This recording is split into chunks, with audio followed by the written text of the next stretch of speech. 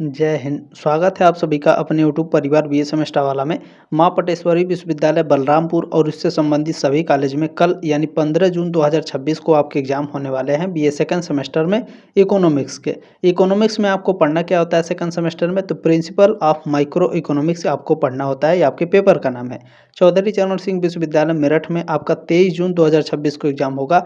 महात्मा ज्योतिबा फुले रोहिलखंड विश्वविद्यालय का भी एग्जाम होने वाला है, तो आप लोग भी इस क्लास को अटेंड करेंगे, ठीक है ना। या इस क्लास में क्या है सर, तो प्रीवियस ईयर का ये क्वेश्चन पेपर रहेगा। क्या एक ही क्लास है क्या? नहीं, और सारी क्लासेस आपके मैंने करा रखे हैं। डिस्क्रिप्शन बॉक्स में प्लेलिस्ट का लिंक दिया गया है। मोस्टली सभी बच्चे ये वाला क्लास जरूर अटेंड करेंगे। जितने भी बच्चे हैं, डिस्क्रिप्शन बॉक्स में प्लेलिस्ट का लिंक दिया गया है।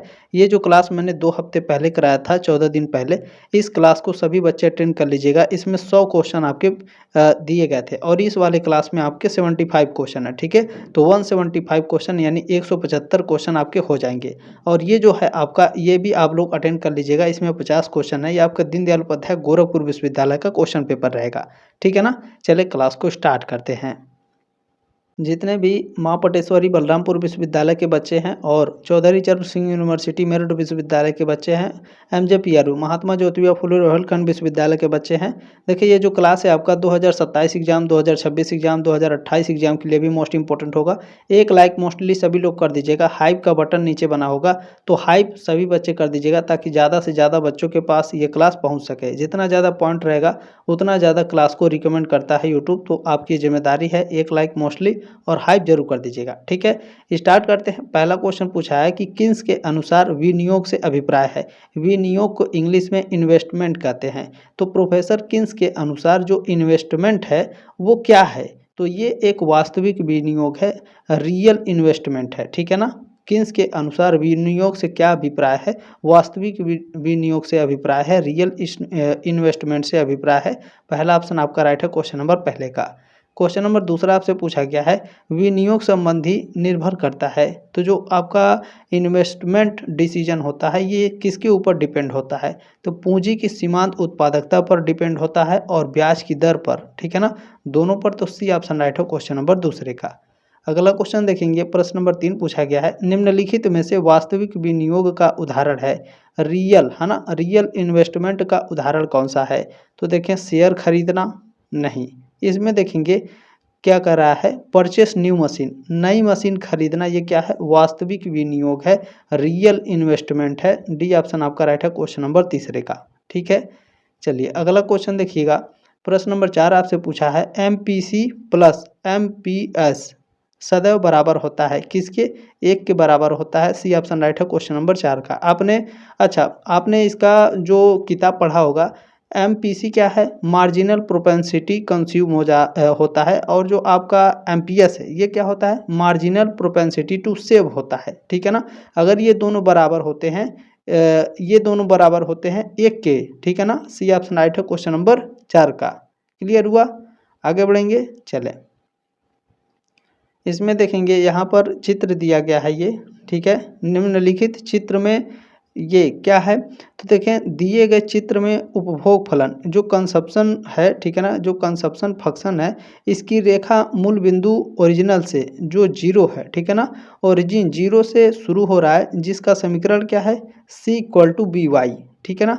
तो इसका राइट आंसर क्या होगा सर, तो इसका राइट आंसर होगा ए पी सी जो होता है ए पी एस से बड़ा होता है, ठीक है ना। क्लियर हो गया, आगे बढ़ेंगे।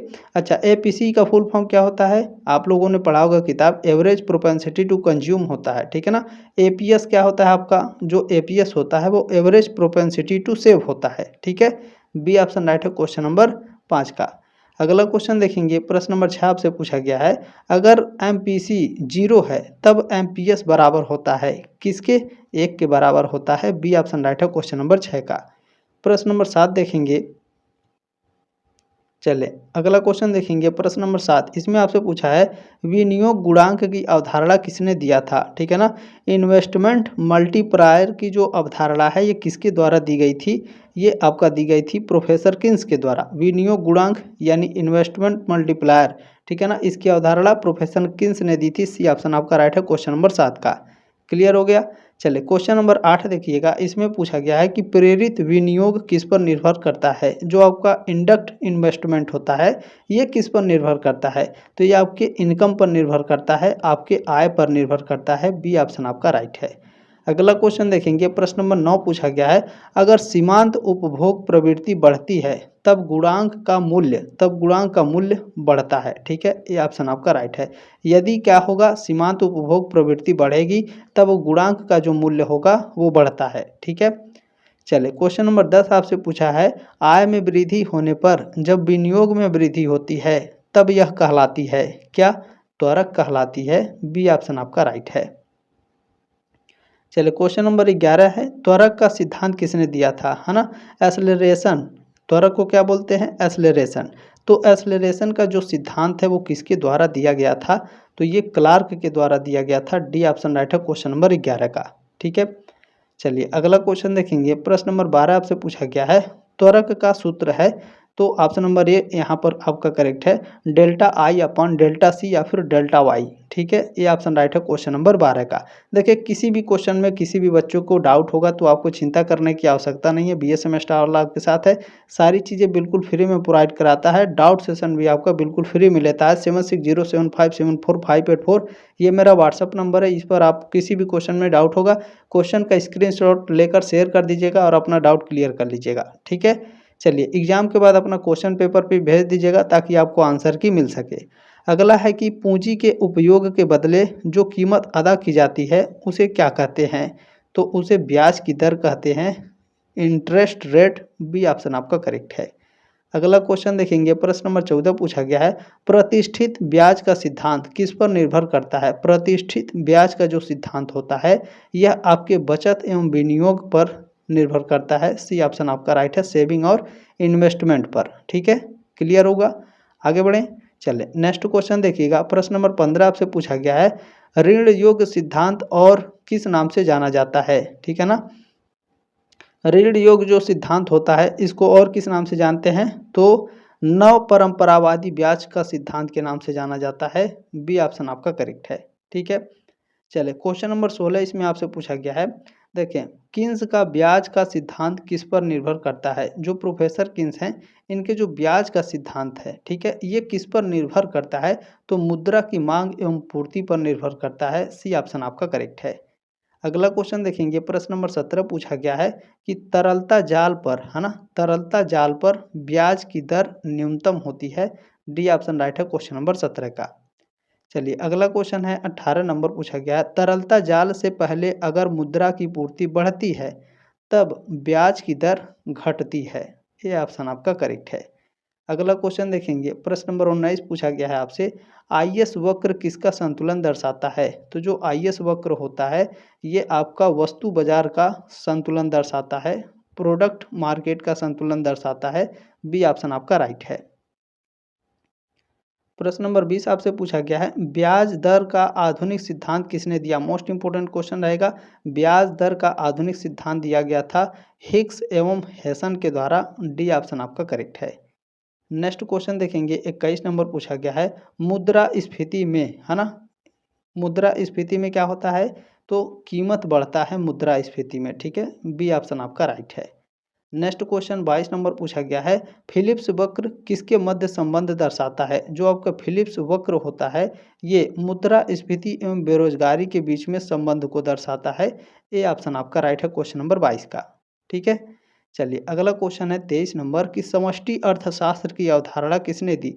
समष्टि अर्थशास्त्र, ठीक है, जो माइक्रो इकोनॉमिक्स है इसकी जो अवधारणा है ये किसके द्वारा दी गई है, रेगनर फ्रिक्स के द्वारा दी गई है। ये ऑप्शन आपका राइट है। ठीक है, रेगनर फ्रिश के द्वारा। अगला क्वेश्चन देखेंगे, पूछा गया आपसे कि general theory of economic and unemployment किसने लिखा। ठीक है ना, general theory of income and unemployment जो पुस्तक है ये लिखी गई थी प्रोफेसर किन्स के द्वारा। बी ऑप्शन आपका राइट है। अगला क्वेश्चन प्रश्न नंबर 25 आपसे पूछा गया है, अगर विदेशों में शुद्ध अर्जित आय शून्य है तब तब क्या होगा, तब जीडीपी जो जीएनपी होगी वो जीडीपी के बराबर होगी। सी ऑप्शन आपका राइट है। ठीक है ना, यहाँ जीएनपी क्या है, तो जीएनपी आपका होता है ग्रॉस नेशनल प्रोडक्ट। जीडीपी क्या होता है? तो ग्रॉस डोमेस्टिक प्रोडक्ट, ठीक है ना। अगर विदेशों में अर्जित आय शून्य है, ठीक है, विदेशों में जो शुद्ध अर्जित आय है अर्जित आय शून्य है, तब आपका जो ग्रॉस नेशनल प्रोडक्ट होगा वो आपका जीडीपी के बराबर होता है, ठीक है। ये आपने किताब में भी पढ़ा होगा अच्छे से। सी ऑप्शन आपका इसमें करेक्ट है। अगला क्वेश्चन 26 नंबर पूछा गया है कि साधन लागत पर शुद्ध राष्ट्रीय उत्पाद किस नाम से जाना जाता है? तो इसको राष्ट्रीय आय के नाम से जाना जाता है। डी ऑप्शन आपका करेक्ट है। प्रश्न नंबर 27 है कि राष्ट्रीय आय की गणना कौन करता है? राष्ट्रीय आय की गणना की जाती है सीएसओ के द्वारा, ठीक है। ये ऑप्शन राइट है क्वेश्चन नंबर 27 का। सीएसओ क्या होता है? सेंट्रल स्टैटिस्टिकल ऑफिस होता है, ठीक है। चलिए अगला क्वेश्चन 28 नंबर, इसमें आपसे क्या पूछा गया है? देखिए क्वेश्चन कह रहा है नामित सकल घरेलू उत्पाद किस कीमत पर मापा जाता है? तो यह आपके चालू कीमत पर मापा जाता है। बी ऑप्शन आपका राइट है। नेक्स्ट क्वेश्चन 29 नंबर आपसे पूछा गया है दोहरी गणना किस विधि की समस्या है? तो जो आपकी दोहरी गणना है ये उत्पादन विधि की समस्या है। ये ऑप्शन आपका करेक्ट है। नेक्स्ट क्वेश्चन देखेंगे, प्रश्न नंबर 30 आपसे पूछा गया है कि सकल घरेलू आय में क्या सम्मिलित नहीं होता है? सकल घरेलू आय में मजदूरी सम्मिलित होती है, ब्याज सम्मिलित होता है, लाभ सम्मिलित होता है, अंतरण आय आपका शामिल नहीं होता है, यानी जो ट्रांसफर इनकम होता है ये आपका शामिल नहीं होता है। डी ऑप्शन आपका राइट है, ठीक है। चलिए प्रश्न नंबर 31 पूछा है विदेशी क्षेत्र किसका भाग है? तो जो आपका विदेशी क्षेत्र है यह चार क्षेत्रीय अर्थव्यवस्था का भाग होता है। सी ऑप्शन आपका राइट है। नेक्स्ट क्वेश्चन प्रश्न नंबर 32 है कि वस्तु विनिमय किसका भाग है? वस्तु विनिमय भाग है किसका? तो मुद्रा विहीन दो क्षेत्रीय अर्थव्यवस्था का भाग है। बी ऑप्शन राइट है 32 का। अगला क्वेश्चन है प्रश्न नंबर 33 कि सकल घरेलू उत्पाद और शुद्ध घरेलू उत्पाद का अंतर बराबर है, किसके बराबर है? तो अवमूल्य की कीमत के बराबर है। बी ऑप्शन राइट है क्वेश्चन नंबर 33 का। चलिए प्रश्न नंबर 34 आपसे पूछा गया है हरित लेखांकन में क्या शामिल है? हरित लेखांकन में आपका शामिल होता है जीडीपी में पर्यावरण चिंताएं। सी ऑप्शन आपका राइट है। अगला क्वेश्चन प्रश्न नंबर 35 है फर्मों से वस्तुएं एवं सेवाएं प्रवाहित होती हैं किस क्षेत्र में? तो गृहस्थ क्षेत्र में। बी ऑप्शन आपका करेक्ट है। चलिए अगला क्वेश्चन पूछा गया है आधुनिक अर्थशास्त्र में सेवाओं का पुरस्कार दिया जाता है, किसके रूप में दिया जाता है सर? तो मुद्रा के रूप में दिया जाता है, इन मनी के रूप में। सी ऑप्शन राइट है, ठीक है। अगला क्वेश्चन देखिएगा, इसमें पूछा गया है जेबी से एक मशहूर क्या है? जेबी से एक मशहूर तो क्लासिकल अर्थशास्त्री हैं जेबी से। ए ऑप्शन आपका करेक्ट है। नेक्स्ट क्वेश्चन देखिएगा, देखें जो मैंने आपको क्वेश्चन पेपर बताया ना शुरू में पढ़ने के लिए मोस्टली सभी बच्चे पढ़ लीजिएगा, उसमें 100 मोस्ट इंपॉर्टेंट एमसीक्यूज है, ठीक है। इस क्लास को देख लीजिए, इसमें भी सारे के सारे मोस्ट इंपॉर्टेंट है। ये स्टेटमेंट किसने दिया था कि पूर्ति अपनी मांग स्वयं उत्पन्न करती है? ये स्टेटमेंट जेबी से ने दिया था। जेबी से ने कहा था कि जो पूर्ति होती है अपनी मांग स्वयं उत्पन्न करती है। डी ऑप्शन आपका करेक्ट है। अगला क्वेश्चन देखेंगे 39 नंबर पूछा गया है किन्स ने अपनी किताब द जनरल थ्योरी किस वर्ष लिखी? द जनरल थ्योरी किसकी पुस्तक है? प्रोफेसर किन्स की, ठीक है। और ये जो पुस्तक है 1936 में लिखी गई थी। सी ऑप्शन आपका राइट है। अगला क्वेश्चन देखिएगा, प्रश्न नंबर 40 पूछा गया है कि से के बाजार नियम के प्रमुख आलोचक हैं। से के बाजार नियम के जो प्रमुख आलोचक हैं वो किन्स हैं। सी ऑप्शन आपका राइट है। चलिए अगला क्वेश्चन है प्रश्न नंबर 41, इसमें आपसे पूछा गया है सामान्य कीमत स्तर का अध्ययन किया जाता है। सामान्य कीमत स्तर का जो अध्ययन है ये समष्टिगत अर्थशास्त्र में किया जाता है, माइक्रो इकोनॉमिक्स में। बी ऑप्शन राइट है क्वेश्चन नंबर 41 का। चलिए अगला क्वेश्चन देखेंगे, प्रश्न नंबर 42 पूछा गया है रोजगार का प्रतिष्ठित सिद्धांत किस मान्यता पर आधारित है? तो रोजगार का जो प्रतिष्ठित सिद्धांत है यह आपके पूर्ण प्रतियोगिता के सिद्धांत, ठीक है ना। रोजगार का प्रतिष्ठित सिद्धांत किस मान्यता पर आधारित होता है?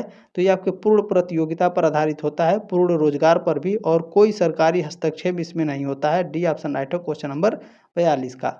अगला क्वेश्चन देखिए, इसमें आपसे पूछा गया है यदि उपभोग की सीमांत प्रवृत्ति 9 है तो गुणक का आकार होगा 10। डी ऑप्शन राइट है क्वेश्चन नंबर 43 का। अगला क्वेश्चन देखिएगा, इसमें पूछा गया है स्फीतिक अंतर, ठीक है, स्फीतिक अंतर धारणा का प्रतिपादन किया। मोस्ट इंपोर्टेंट क्वेश्चन रहेगा। स्फीतिक अंतर धारणा का प्रतिपादन किया जाता है किसके द्वारा बताइए? बिल्कुल प्रोफेसर किन्स के द्वारा। बी ऑप्शन राइट है क्वेश्चन नंबर 44 का। देखें, किन्स का रोजगार सिद्धांत, जो किन्स का रोजगार सिद्धांत है वो अल्पकालिक है। ठीक है, किन्स का रोजगार सिद्धांत अल्पकालिक है, ये ऑप्शन आपका करेक्ट है। अगला क्वेश्चन है 46 नंबर, औसत उपभोग प्रवृत्ति का सूत्र है। औसत उपभोग प्रवृत्ति का सूत्र क्या है? सी अपन वाई। ठीक है ना, सी अपन वाई। ठीक है, ये ऑप्शन राइट है क्वेश्चन नंबर 46 का। अगला क्वेश्चन देखिएगा, प्रश्न नंबर 47 पूछा गया है, प्रभावी मांग रोजगार का वह स्तर है जहां कुल मांग बराबर कुल पूर्ति होता है। ये ऑप्शन आपका करेक्ट है। अगला क्वेश्चन देखिएगा, प्रश्न नंबर 48 48 नंबर है कि IS तथा LM वक्र में संतुलन का अर्थ है। तो इसके बीच में जो संतुलन है इसका अर्थ होता है बचत तथा निवेश में समानता होती है, मुद्रा की मांग एवं पूर्ति में समानता होती है, दोनों। तो इसमें सी ऑप्शन करेक्ट हो जाएगा, ए और बी दोनों करेक्ट हैं। अगला क्वेश्चन है कि बुरी मुद्रा अच्छी मुद्रा को प्रचलन से बाहर कर देती है, कथन को प्रस्तुत किया गया है किसके द्वारा? तो ग्रेसम ने कहा था कि जो बुरी मुद्रा होती है अच्छी मुद्रा को प्रचलन से बाहर कर देती है। ये ऑप्शन आपका राइट है। ठीक है, चलिए प्रश्न नंबर 50 आपसे क्या पूछा गया है? देखिए, कह रहा है कि ब्याज के शास्त्रीय सिद्धांत के अनुसार बचत निवेश के बीच समानता किसके द्वारा लाई जाती है? तो ब्याज की दर के द्वारा लाई जाती है। ये ऑप्शन आपका करेक्ट है। नेक्स्ट क्वेश्चन देखेंगे, प्रश्न नंबर 51। इसमें पूछा गया है निवेश जो आय के परिवर्तन के साथ नहीं बदलता है उसे क्या कहा जाता है? तो उसे स्वायत्त निवेश कहा जाता है, ऑटोनोमस इन्वेस्टमेंट। बी ऑप्शन आपका राइट है। चलिए अगला क्वेश्चन पूछा गया है, किन्स का रोजगार सिद्धांत निर्भर करता है किस पर? तो प्रभावपूर्ण मांग पर निर्भर करता है। ये ऑप्शन आपका करेक्ट है। नेक्स्ट क्वेश्चन पूछा गया है, विनियोग के निर्धारण कारक कौन से हैं? विनियोग के जो निर्धारक कारक हैं वो आपके पूंजी की सीमांत उत्पादकता है और ब्याज दर दोनों है। सी ऑप्शन राइट है क्वेश्चन नंबर 53 का। चलिए अगला है कि GNP MP इक्वल टू क्या होगा? तो इसके बराबर होता है GDP MP प्लस विदेशों से शुद्ध साधन आय। ठीक है ना, विदेशों से शुद्ध साधन आय। बी ऑप्शन राइट हो जाएगा क्वेश्चन नंबर 54 का। ठीक है, अगला क्वेश्चन पूछा गया है, किन्स के रोजगार सिद्धांत के लिए क्या सत्य नहीं है? किन्स के रोजगार सिद्धांत के लिए क्या सत्य नहीं है? तो पूर्ण रोजगार इसमें, ठीक है ना, फुल एम्प्लॉयमेंट इसमें नहीं होता है। बी ऑप्शन आपका करेक्ट है यहाँ पे। ठीक है, चलिए अगला क्वेश्चन पूछा गया है, मुद्रा की सट्टा मांग निर्भर करती है। मुद्रा की जो सट्टा मांग होती है यह आपके ब्याज दर पर निर्भर करती है। ये ऑप्शन आपका राइट है। अगला क्वेश्चन है 57 नंबर। इसमें आपसे पूछा गया है, देखें, LM वक्र का ढाल होता है। LM वक्र का ढाल बाएं से दाएं ऊपर की ओर होता है। ये ऑप्शन आपका राइट है। अगला क्वेश्चन 58 नंबर पूछा गया है, समष्टि अर्थशास्त्र का संबंध। समष्टि अर्थशास्त्र का संबंध उपभोग फलन के सिद्धांत से है, सामान्य कीमत स्तर के सिद्धांत से है और सकल घरेलू उत्पाद के वृद्धि से है। तो इनमें से सभी डी ऑप्शन आपका राइट हो जाएगा। अगला क्वेश्चन पूछा गया है, निम्नलिखित में से कौन सा हस्तांतरण भुगतान का हिस्सा है? हस्तांतरण भुगतान का हिस्सा होता है वृद्धावस्था पेंशन। ये ऑप्शन आपका राइट है। चलिए नेक्स्ट क्वेश्चन पूछा गया है, किस प्रकार की बेरोजगारी में श्रमिकों की सीमांत उत्पादकता शून्य होती है? तो प्रच्छन्न बेरोजगारी में श्रमिकों की सीमांत उत्पादकता शून्य होती है। ये ऑप्शन आपका करेक्ट है। चलिए अगला क्वेश्चन देखेंगे, प्रश्न नंबर 61 आपसे पूछा गया है, मांग जनित मुद्रास्फीति के कारण क्या है? तो कुल आपूर्ति की तुलना में कुल मांग में अधिक वृद्धि। ये ऑप्शन आपका करेक्ट है। नेक्स्ट क्वेश्चन देखिएगा, प्रश्न नंबर 62। इसमें आपसे पूछा गया है, तरलता जाल की अवधारणा प्रस्तुत की गई किसके द्वारा? तरलता जाल की अवधारणा प्रस्तुत की गई है तो JM किन्स के द्वारा की गई है। ये ऑप्शन आपका राइट है। ठीक है, चलिए प्रश्न नंबर 63 63 नंबर क्वेश्चन आपसे पूछा गया है, प्रति व्यक्ति आय है। प्रति व्यक्ति आय राष्ट्रीय आय अपान कुल जनसंख्या के बराबर होती है। ये ऑप्शन आपका राइट है। ठीक है, चलिए अगला क्वेश्चन है 64 नंबर, तीन क्षेत्रीय बंद मॉडल अर्थव्यवस्था में क्या सम्मिलित नहीं है? तो इसमें घरेलू क्षेत्र शामिल होते हैं, व्यापारिक क्षेत्र, सरकारी क्षेत्र, अंतर्राष्ट्रीय क्षेत्र शामिल नहीं होते हैं। डी ऑप्शन आपका करेक्ट है। चलिए अगला क्वेश्चन है कि निम्नलिखित समीकरणों में से किसका संबंध चार क्षेत्रीय अर्थव्यवस्था में आय के चक्रीय प्रवाह से है? तो C+I+G प्लस कोष्टक में x माइनस M कोष्टक बंद equal to y। C option right हो क्वेश्चन नंबर 65 का। ठीक है, चलिए क्वेश्चन नंबर 66 है कि सीमांत उपभोग प्रवृत्ति का सूत्र है कौन सा? तो delta C upon delta Y, B option right है क्वेश्चन नंबर 66 का। ठीक है, चलिए अगला क्वेश्चन पूछा है यदि सीमांत उपभोग प्रवृत्ति शून्य है तो गुणक का मूल्य होगा कितना? +1, बी ऑप्शन आपका करेक्ट है। अगला क्वेश्चन इसमें पूछा गया है आपसे उपभोग फलन का विचार किसने प्रतिपादित किया?